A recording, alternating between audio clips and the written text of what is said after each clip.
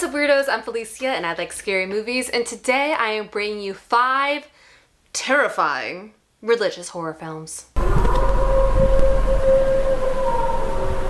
Now, I got on this train because I watched Saint Maud, obviously loved it, and then I started thinking about how like some of the most famous horror movies of all time are all based on religious stuff. So like The Exorcist, The Omen, Rosemary's Baby, it's like fear of the devil. And so I decided to put a little list of maybe lesser known ones. Some of these are very well known. She did her best. So first up we have Frailty from 2001. This movie, I watched this movie over the summer for the first time. It's so good. First of all, it's directed by Bill Paxton, which is truly hilarious. And then it of course stars Bill Paxton and Matthew McConaughey. I mean, come on. A mysterious man arrives at the offices of an FBI agent and recounts his childhood, how his religious fanatic father received visions telling him to destroy people who were in fact demons. So I feel like the thread in a lot of religious horror films is the idea of, are they crazy or is it God? And most of the time the movies kind of let you decide for yourself. And this movie, though I do believe has a strong opinion on that and lets you know by the end, I just think it's so well done. And just like very disturbing at times. Like not knowing if the people the father is punishing are actually demons or not. It's so disturbing, but it's good. All right, next up we have The Vigil from 2019, and this is a movie that's based on the Jewish religion, which I feel like we don't see as much. So many horror movies are just like about Catholicism, and I think it's because, you know, we watch a lot of exorcism, possession movies, and like the Catholic Church recognizes those things to be real, and thus there's a lot of movies around it. But there's actually a lot of like interesting demon-y type stuff in the Jewish tradition as well. So okay, here's plot. A young man agrees to fulfill the duties of a shomer, the ritualistic practice of looking over a dead body over the course of one night. And this one was written and directed by Keith Thomas. So it's this really creepy premise of this guy having to go watch over a dead body and pray, I guess, to keep the demons away from it.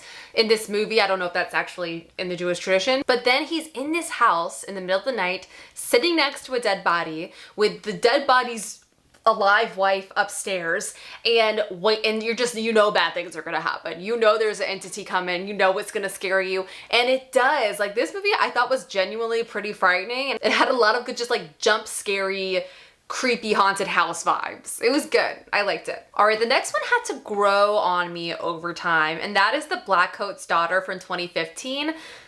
This is an Oz Perkins film. We talked about it in Horror Movie Club, and it's so funny because the first time I watched it, I remember I literally fell asleep. I didn't like it at all. The second time I was like, oh, okay, I'm like interested.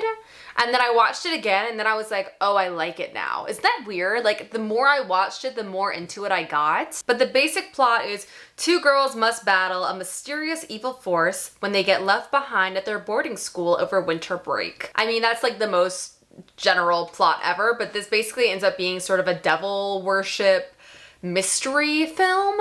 It stars Emma Roberts and Kiernan Shipka, who are both excellent in this. And if you've watched this movie and you hated it, give it another shot, because my opinion of this film really has changed over time.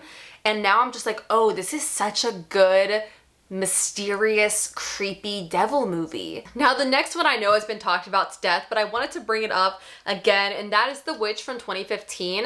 I watched this movie when it first came out and then I kind of didn't watch it again.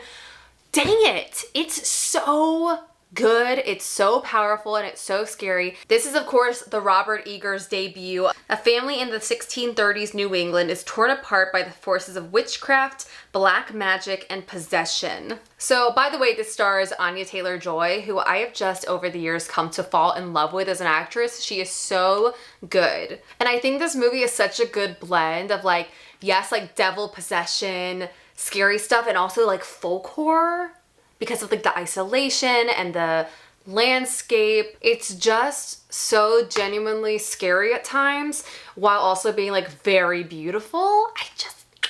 I love this movie. And the last one I'll talk about is one you may not know as much about, and that is The Cleansing Hour from 2019. This was a Shudder release and I watched it, and it was such an interesting premise, which is why I really got behind it. It's basically about a live streaming show on the internet called The Cleansing Hour, where they have an exorcist that exorcises the demons out of people live. Ratings are skyrocketing, and then one day a real demon gets involved. And this movie, I had never heard of a concept like that for a demon devil possession film. And I was like, this is so smart. Like, people faking exorcisms being then punished by a real demon. I was just like, smart. This one was written by Damien Levick and Aaron Horwitz, and then directed by Damien Levick. I have a full review of this on my channel, so I'll link that down below.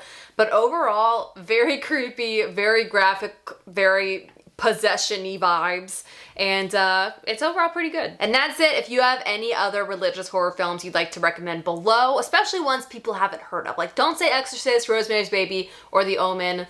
Leave them alone. Come down to the comments and give me some more obscure ones. And that's it. If you haven't yet, hit that subscribe button, give this video a thumbs up, and I will see you next time. Have a nice scream.